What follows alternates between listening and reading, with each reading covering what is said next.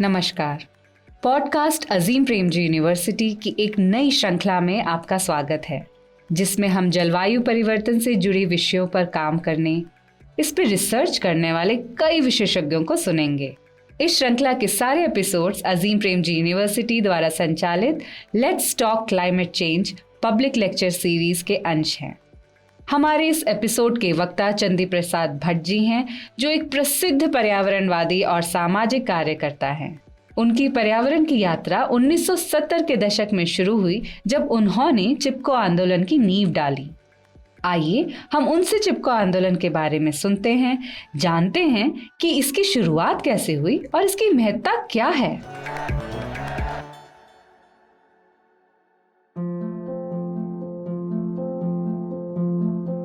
आज विश्व के चिंतनशील समाज के सामने दो समस्याएं मुख्य रूप से सामने हैं, उठ रही हैं गंभीरता से।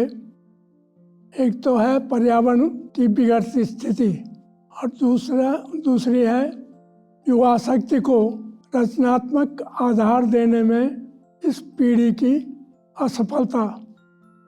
यदि इन दोनों समस्याओं को समन्वयात्मक रूप से देखा जाए तो बहुत सारी समस्याओं का समाधान इससे निकल सकता है, और अजीज प्रेमजी विश्वविद्यालय इसका उदाहरण है। यह ज्ञान के साथ युवाओं को सामाजिक सरोकार से जोड़ने के लिए, जिसमें पर्यावरण भी शामिल है, विचार के साथ गठित अजीज प्रेमजी विश्वविद्यालय इन भावनाओं को आगे बढ़ाने के लिए छात्र छात्राओं के रूप में निष्ठावान युवाओं की टीम तैयार कर रहा है। इसके लिए मैं अजीज प्रेमजी फाउंडेशन एवं विश्वविद्यालय के नेतृत्व को बधाई एवं साधुवाद देता हूँ। तो मैं अपना परिचय संक्षिप्त में देना चाहता हूँ। मध्य हिमालय का जो उत्तराखंड क्षेत्र है, उसमें गंगा की मुख्य धारा है अलकनंदा।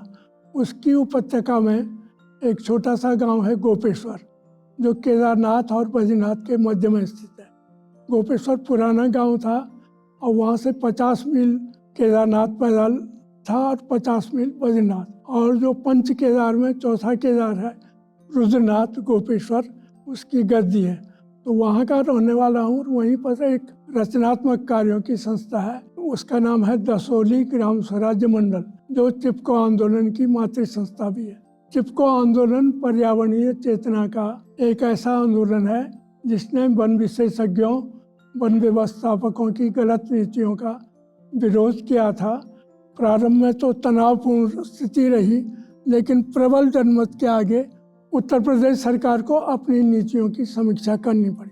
तो समीक्षा का प्रभाव केवल एक छोटे से इलाके को नहीं, बल्कि पूरे उत्तराखंड में जो अलकनंदा नदी है, उसके जो संवेदनशील इलाके हैं, वहाँ पर पेड़ों की कटाई बंद हुई, और उसके साथ साथ लोगों ने नए पेड़ लगाने का भी संकल्प लिया, क्योंकि लोगों का जंगल के साथ अस्तित्व जुड़ा हुआ था।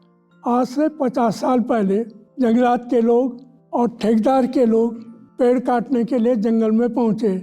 तो सामान्य गांव के लोग, जिनमें गांव की महिलाएं थी जो ज़्यादा पढ़ी लिखी भी नहीं थी, और युवा थे, उन्होंने सीधे और सरल और स्पष्ट शब्दों में कहा कि पेड़ क्यों नहीं कटना चाहिए।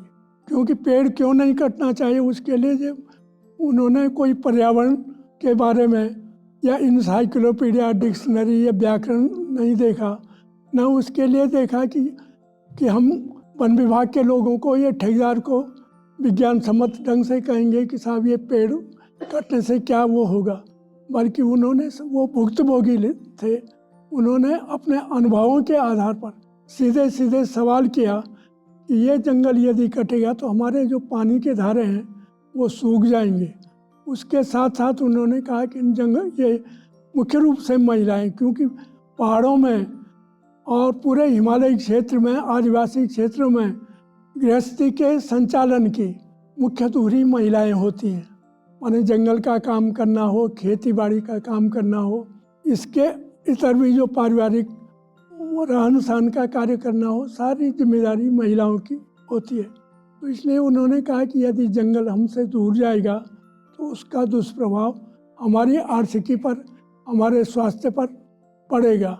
तो हम लोग जो, क्योंकि उसमें दो कारण प्रमुख रूप से थे। जैसे अलकनंदा नदी जो बद्रीनाथ जी से उद्गमित होती है और भागीरथी गोमुख से उद्गमित होती है, इन दोनों का संगम तो अपने देवप्रयाग के पास।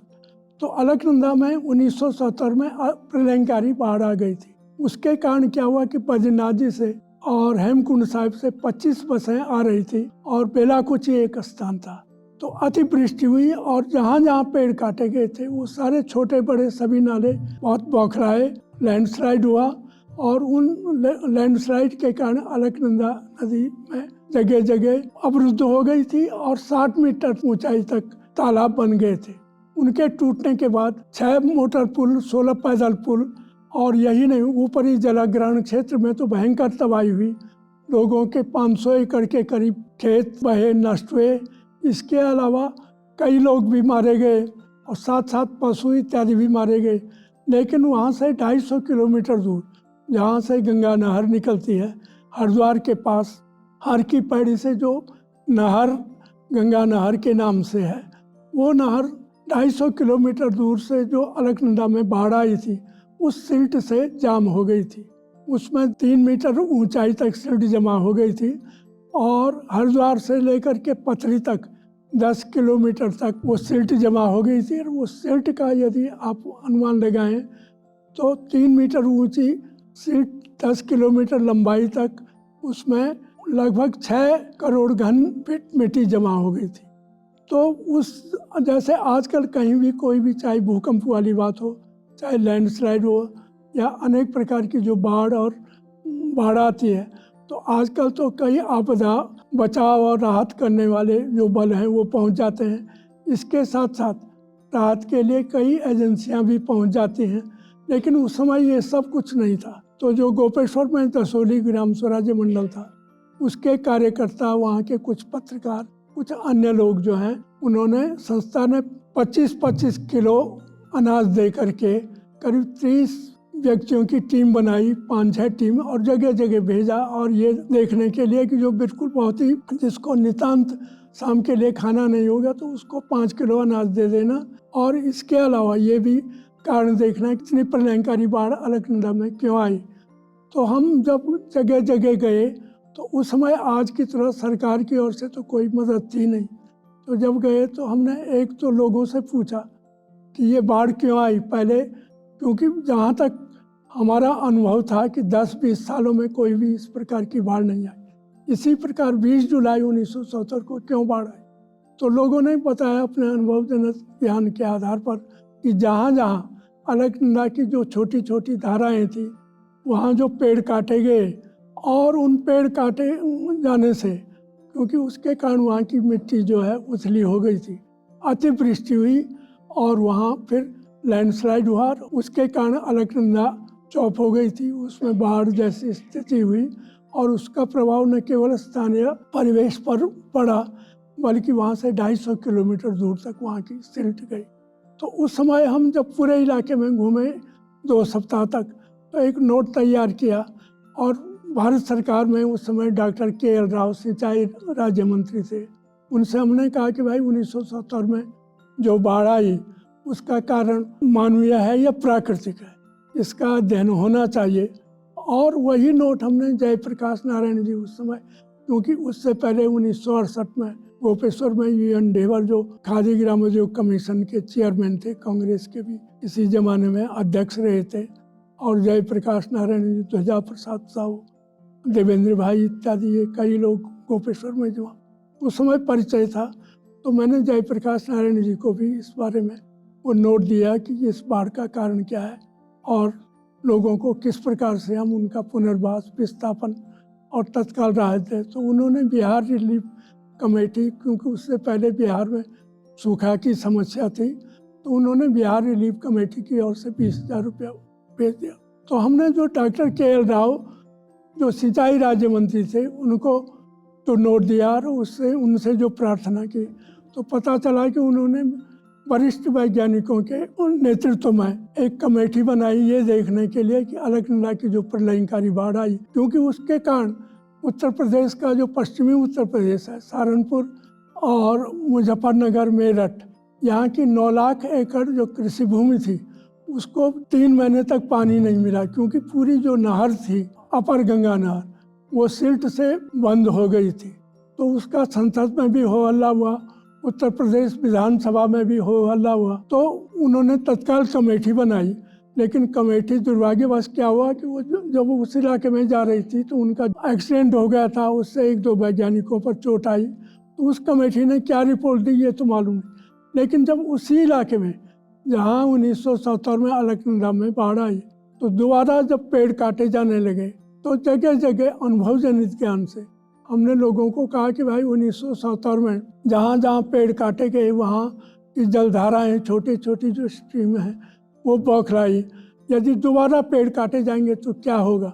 हमने जो गांव की बहनें थी जो जंगल में घास के लिए जाती थी, चराई के लिए जाती थी, उनको याद दिलाया कि बहन जी पहले क्या 1977 से पहले इस प्रकार की घटना हुई, इस प्रकार की बाढ़ आई। तो वो कहते थे नहीं। तो हमने कहा 1977 में ही क्यों बाढ़ आई। तो उन्होंने कहा कि आसपास का जंगल कटा इसलिए वो बाढ़ आई, क्योंकि धरती एक तरफ से मछली हो गई थी और अतिवृष्टि हुई उस दिन, और उसके कारण अलकनंदा में वो मिट्टी बही, और उसके अलावा जो पेड़ काटे गए थे उसके जो टुकड़े बहे, उसके कारण ये बाढ़ को प्रलयंकारी रूप मिला। तो फिर हमने कहा कि दोबारा सरकार, यहाँ हमें पता चला कि उस इलाके में फिर से पेड़ काटे जाने वाले हैं। तो हमने कहा यदि दोबारा पेड़ काटे जाएंगे तो क्या होगा। उन्होंने कहा कि 1970 की जैसी बाढ़ आई। तो ये हुआ कि ये पूरा इलाका फिर से बचाया जाना चाहिए। तो उन्होंने कहा कि ये तो सरकारी वो है, और उसका उन जंगलों का नीलाम हो गया था लाखों रुपए में, और हजारों पेड़ काटे जाने वाले थे। तो हमने जगह जगह पद यात्रा की और लोगों की, गांव के पुरुषों की वार्ड कमेटी बनाई।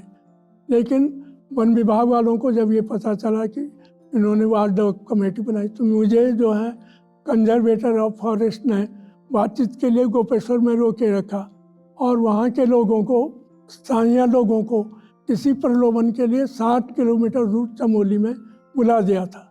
तो गांव में केवल महिलाएं थी, क्योंकि जो वार्ड कमेटी हमने बनाई थी गांव, वहाँ पर पेड़ों को बचाने के लिए, उसमें महिलाएं तो थी नहीं, लेकिन महिलाएं हमारी बात सुन रही थी कि ये पेड़ फिर से कटेंगे। तो 1970 की जैसी प्रलयंकारी बाढ़ आई। तो जिस दिन पेड़ काटने वाले मजदूर और उसके साथ साथ ठेकेदार के लोग जैसे ही जंगल में पहुँचे, तो उन्होंने सीधे और सरल शब्दों में कहा कि ये जंगल हमारा मायका है, और उन्होंने सारा गिनाया कि ये जंगल नष्ट होगा तो जो हमें दैनिक वस्तुएं मिलती हैं, चाहे चंद्रा जगरा सब्जी से लेकर के, जलावन लकड़ी से लेकर के, चारा से लेकर के, जड़ी बूटी और अन्य जो उपकरण हैं, उसको गिनाया और कहा कि इस जंगल को हम नहीं काटें।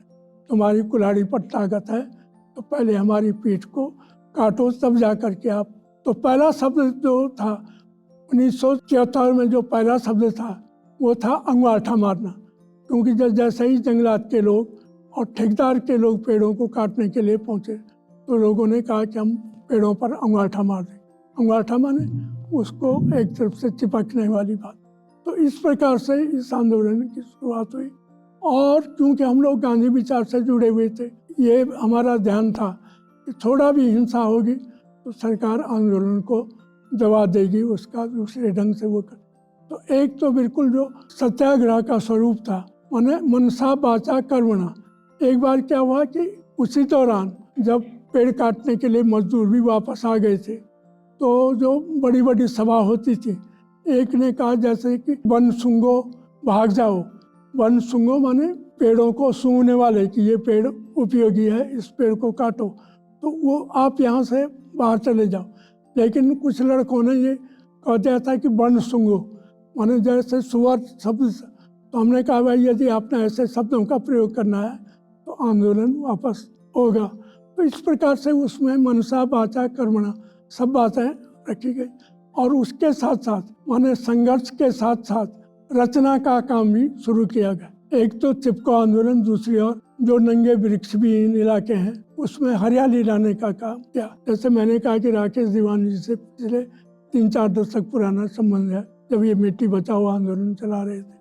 तो इनका पूरी टीम वहाँ पहुँची। तो उस समय वन एवं पर्यावरण संवर्धन, क्योंकि सरकार पर जो दूसरा दबाव पड़ा, वो जो हरियाली लाने का कार्यक्रम भी लोगों ने साथ साथ किया, तो उसके कारण ये, तो इस प्रकार से इस आंदोलन का विस्तार हुआ, न केवल एक्शन का, संघर्ष का, बल्कि रचना का भी दूसरा कार्यक्रम। और उस वन एवं पर्यावरण संवर्धन शिविर में तो आज आप देख रहे हैं कि जो इसका विस्तार किया जाना चाहिए, क्योंकि उस समय जैसे मैंने कहा कि उन्होंने सीधे सरल स्पष्ट शब्दों में कहा कि पेड़ क्यों नहीं काटे जाने चाहिए। चिपको आंदोलन ने जमीन के आदमी की बात की, उनकी समस्याओं को उनके समझ के मुताबिक रखा, तो इस आंदोलन का विस्तार हुआ। और न केवल उत्तराखंड में बल्कि कई अन्य इलाकों में भी इस आंदोलन का और विस्तार हुआ। और आज आवश्यकता इस बात की है, क्योंकि आज हम देख रहे हैं कि न केवल हमारे दुनिया में बल्कि हमारे देश के भी अधिकांश भाग पर्यावरणीय बिगाड़ से संतुष्ट। एक और हमारी आवश्यकता बढ़ रही है, दूसरी ओर उससे भी अधिक तेजी के साथ प्राकृतिक संसाधनों का ह्रास हो रहा है, जिसके कारण प्राकृतिक संसाधनों में चाहे वह जंगल हो, खनन हो और मिट्टी का क्षरण इत्यादि ये कारण है जिसके कारण वहाँ का पर्यावरण बिगड़ रहा है। एक और पानी के परंपरागत स्रोत सूख रहे हैं, वायुमंडल दूषित हो रहा है और मिट्टी की उर्वरा शक्ति क्षीण होने से उत्पादकता पर भी प्रभाव पड़ रहा है। भूस्खलन, भूक्षरण, भूमि कटाव, नदियों द्वारा धारा परिवर्तन की घटनाएं हो रही हैं और प्रतिवर्ष बाढ़ से लाखों लोगों की तबाही हो रही है। हमारी जो विकास परियोजना है वो भी उससे प्रभावित हो रही है। और एक तरफ से देखें हम तो हमारी आर्थिक, सामाजिक, सांस्कृतिक समृद्धि के भविष्य पर प्रश्न चिन्ह लग रहा है। लेकिन इस सब में सबसे ज़्यादा दुष्प्रभाव जो है वो पहाड़ों पर पड़ रहा है। पहाड़ माने हिमालय से लेकर के आपका पश्चिमी घाट, पूर्वी घाट और एक तरफ से समुद्र के तट तक, ये सारा दुष्प्रभाव, जहाँ छोटे भी पहाड़ हैं और पहाड़ हमारे इतने महत्वपूर्ण हैं। आइए हम चंदी प्रसाद भट्ट जी से जानते हैं हिमालयी क्षेत्र की संवेदनशीलता के बारे में। तो आज हिमालय में जो होता है, हिमालय का हमारे ऊपर बहुत दबदबा है। हिमालय को आप लोग यहाँ पर जो युवा हैं, अन्य वैज्ञानिक हैं, विशेषज्ञ हैं, वो हिमालय को जो इस रूप में आप लोग जानते हैं कि हिमालय सैलानियों का स्वरूप, आप लोग सैर करने के लिए हिमालय में जाते हैं। या दूसरा जो वो है हिमालय में जाने का जो जोखिम का एक तरफ से साहसिक खेल खेलने का भी एक तरफ से केंद्र है हिमालय। तीसरा कवियों का कल्पना लोक है। चौथा जो वैज्ञानिक हैं उनका शोध क्षेत्र है। और जो धार्मिक आस्थावान लोग हैं उनके लिए देवभूमि, स्वर्ग और न जाने क्या क्या है। लेकिन दूसरी ओर जो वैज्ञानिक हैं, विषय विशेषज्ञ हैं, वो कहते हैं कि भूगर्भ विद्य मुख्य रूप से हिमालय आज भी ऊपर उठ रहा है और युवा पहाड़ है, वो आज भी अपनी स्थिरता को ढूंढ रहा है। हमारे गढ़वाली में एक शब्द है, उसको कहते हैं प्यांकू, माने प्राइमरी स्कूल में कोई बच्चा थोड़ा सा छेड़ने पर रोने लग जाता है, तो वही हालत हिमालय की है। थोड़ा भी गड़बड़ी करो तो वो लैंडस्लाइड, भूस्खलन, एक तरफ से प्यांकू की तरह रोने लग जाता है। तो हिमालय की ये हालत है।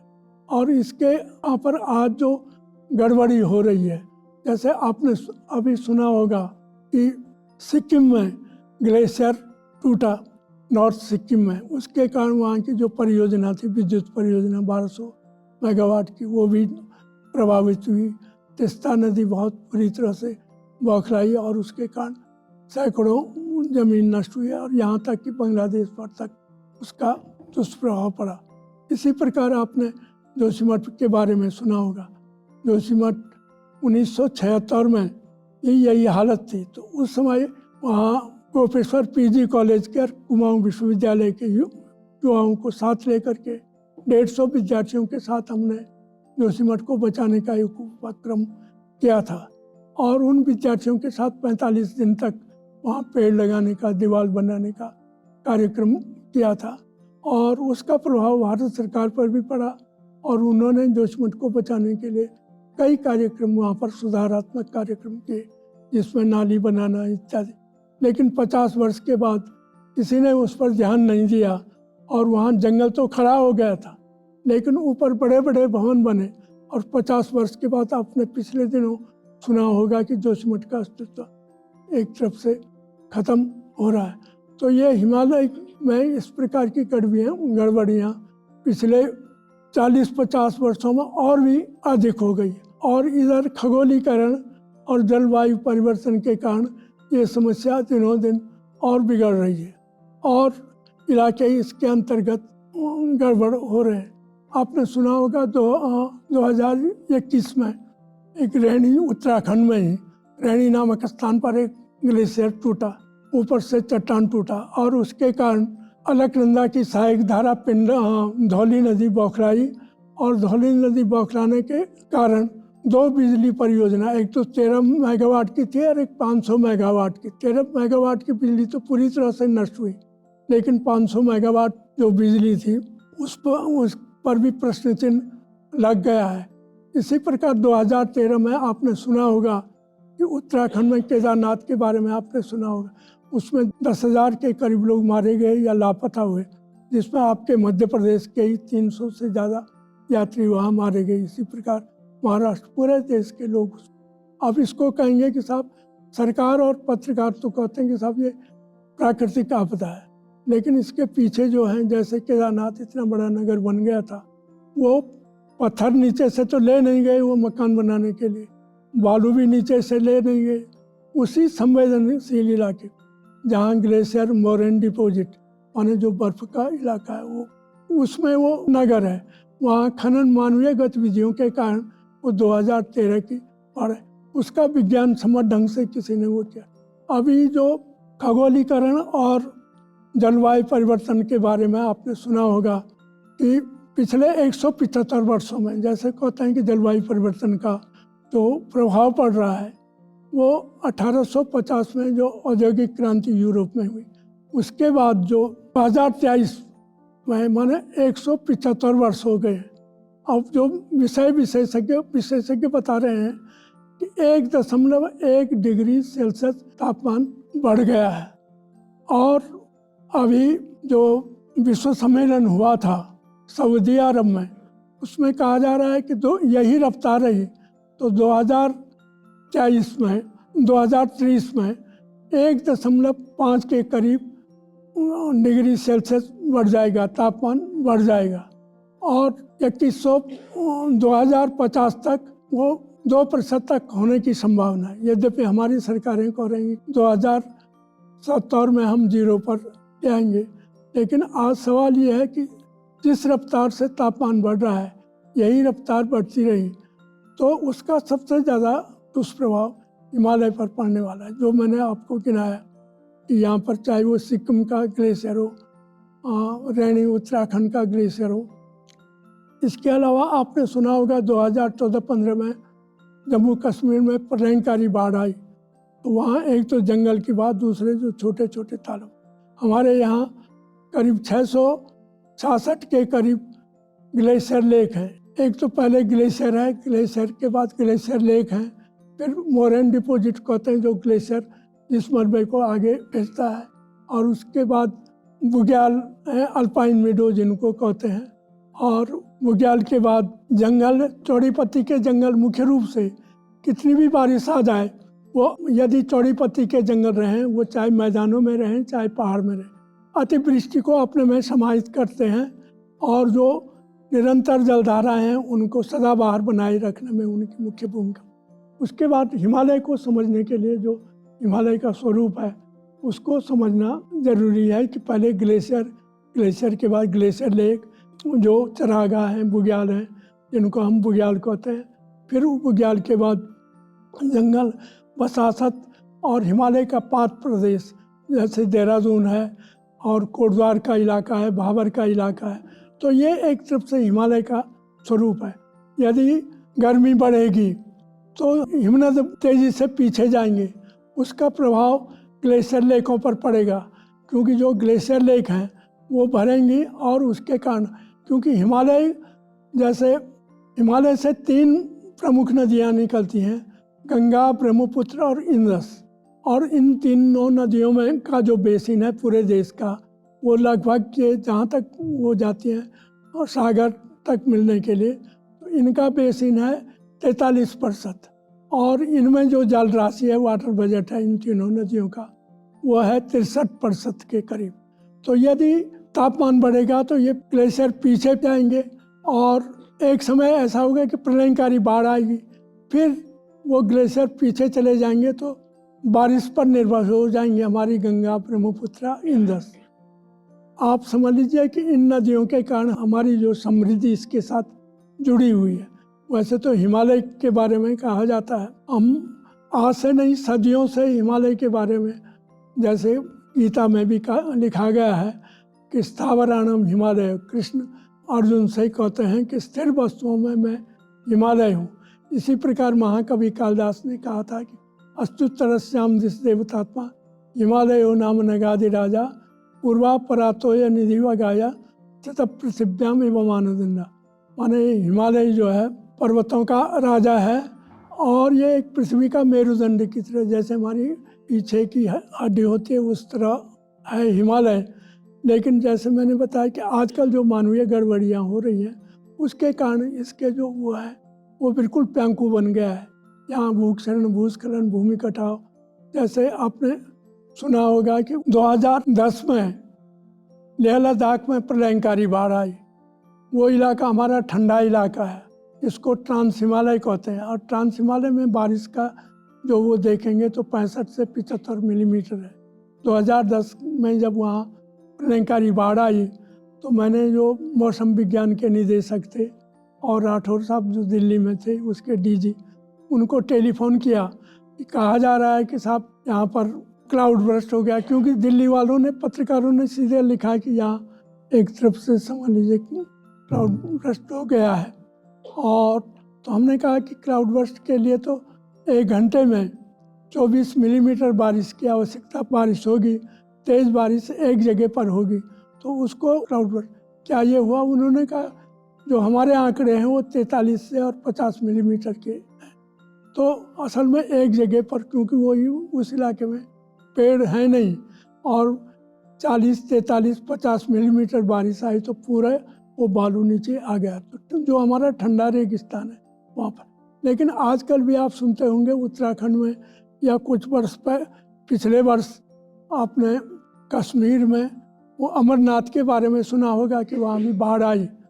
अब सबने कह दिया कि साहब वो क्लाउड बर्स्ट, लेकिन वो पूरे जो वाडिया इंस्टीट्यूट वालों ने, मौसम विज्ञानियों ने कहा कि पूरे दिन भर में 37 मिलीमीटर के करीब बारिश है।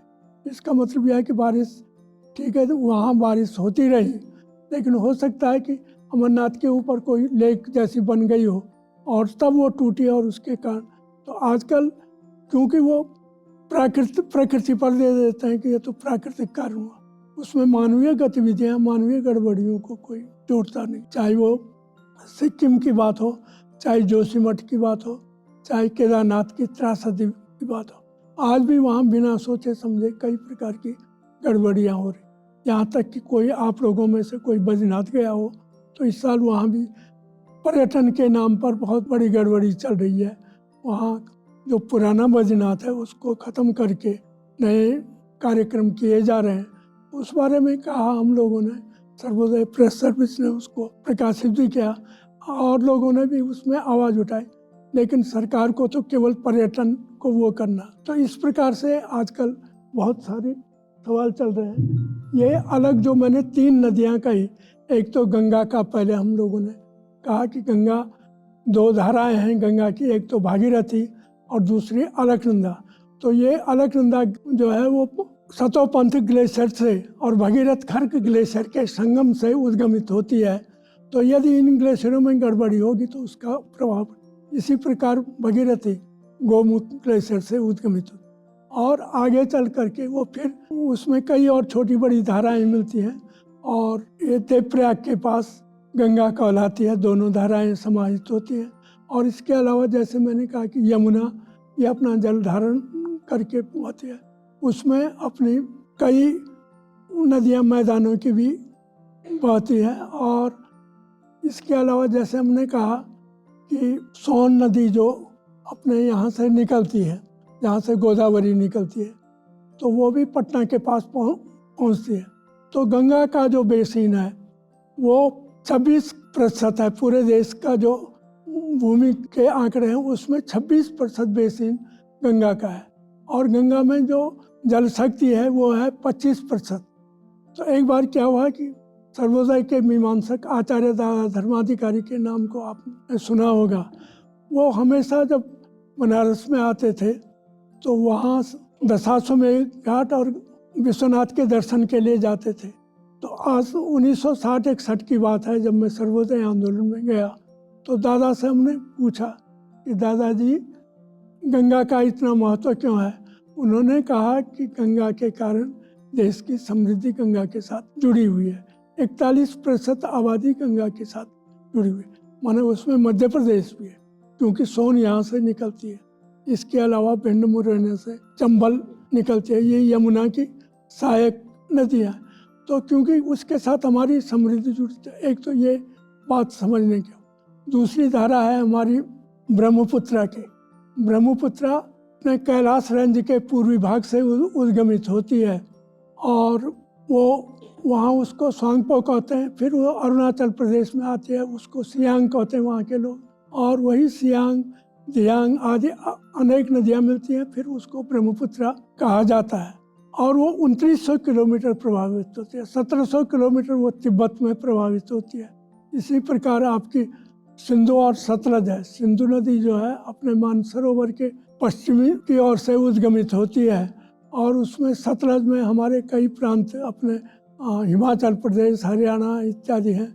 तो यदि इन नदियों में कुछ गड़बड़ी होती है, मानवीय गड़बड़ियाँ होती हैं, तो वो बौखलाएंगी, और हमारे देश की जो विद्युत परियोजनाएं हैं या लोगों की खेती बाड़ी है वो प्रभावित होंगी। विद्युत परियोजनाएं नष्ट होंगी तो उसका प्रभाव सीधे सीधे हमारे उद्योगों पर पड़ेगा, हमारी पूरी आर्थिकी पर पड़ेगा। तो ये आज समझने की आवश्यकता है। हिमालय में गड़बड़ी होती है तो केवल हिमालय वासियों का ही वो नहीं है, बल्कि और पूरे देश का, और यहाँ तक कि दक्षिणी एशिया, क्योंकि हिमालय के साथ हमारा केवल भारत ही नहीं, पाकिस्तान, बांग्लादेश में हमारा इत्यादि भी जुड़े हुए हैं। भूटान और नेपाल भी उसके साथ जुड़े हुए हैं। तो आजकल हम देखते हैं कि यदि जैसे तापमान का एक प्रभाव तो हमारे हिमनदों पर पड़ रहा है। दूसरा कहते हैं कि साहब समुद्री तूफान में भी ज़्यादा गड़बड़ियाँ बढ़ रही हैं। तो समुद्री तूफान के लिए तो हमने वार्निंग सिस्टम, चेतावनी के तंत्र खड़े कर दिए, लेकिन हिमालय में यदि गड़बड़ी होती है तो उसका अभी तक कोई उपक्रम खड़ा नहीं किया गया है। तो इसलिए हमारा मानना है कि इस प्रकार से वो होना चाहिए कि जिससे हिमालय में भी यदि गड़बड़ी होती है, पहले तो मानवीय हस्तक्षेप बंद होना चाहिए। ऐसी किसी भी गतिविधि को समाप्त किया जाना चाहिए जिससे हिमालय की संवेदनशीलता बढ़ती हो, क्योंकि हिमालय की संवेदनशीलता बढ़ेगी तो उसका प्रभाव पूरे देश पर पड़ेगा, हमारी आर्थिकी पर पड़ेगा, हमारी समृद्धि पर पड़ेगा। तो इसलिए इस प्रकार के कार्यक्रम इसमें हमें दूसरा यह है कि आज जो हमारे हिमनद बौखला रहे हैं, उन हिमनदों के लिए यह है कि तापमान का प्रभाव कम हो। एक तो जैसे हम वृक्षारोपण की बात करते हैं, हरियाली की बात करते हैं, तो हरियाली से एक तो हमारा जो कार्बन जो है वो अपने में सोखते हैं और प्राणवायु हमको देते हैं। तो एक तो बारिश की तेज बूंदों को वो अपने में समाहित करते हैं। इसलिए आज आवश्यकता है समाज सेवकों का, संस्थानों का, उनको हिमालय में और देश में पर्यावरणीय जो गड़बड़ी हो रही है उस समस्या को जन जन तक पहुंचाएं। इस प्रकार का उपक्रम खड़ा होना चाहिए, और विश्वविद्यालयों के जो विद्यार्थी हैं उनको पहले अपनी समझ बढ़ानी चाहिए, उस समझ को फिर जन जन तक। और ऐसे संगठन खड़े होने चाहिए जो चिपको आंदोलन की तरह एक तो पेड़ों को बचाने के लिए और पेड़ों को लगाने के लिए, नहीं हरियाली, क्योंकि हरितमा रहेगी तो बारिश की तेज बूंदें वो अपने में समाहित करेंगी और अपने हमारी जो जलधाराएं हैं वो सदाबहार बनाए रख जा सकती है। तो ये इस प्रकार के कार्यक्रमों की आज आवश्यकता है। तो ये गरिमामय अवसर प्रदान करने के लिए मैं अजीज प्रेमजी विश्वविद्यालय का फिर से आभार व्यक्त करता हूँ और आप सब लोगों को धन्यवाद देता हूँ। आज के एपिसोड में बस इतना ही। आशा करती हूँ आपको कुछ नया सीखने और जानने को मिला होगा। अगले एपिसोड को सुनने के लिए हमारे साथ जुड़े रहें। आप पॉडकास्ट अजीम प्रेमजी यूनिवर्सिटी के सारे एपिसोड सुन सकते हैं स्पॉटिफाई, गूगल पॉडकास्ट, यूट्यूब और साउंड क्लाउड पर। जल्दी मिलते हैं अगले एपिसोड में।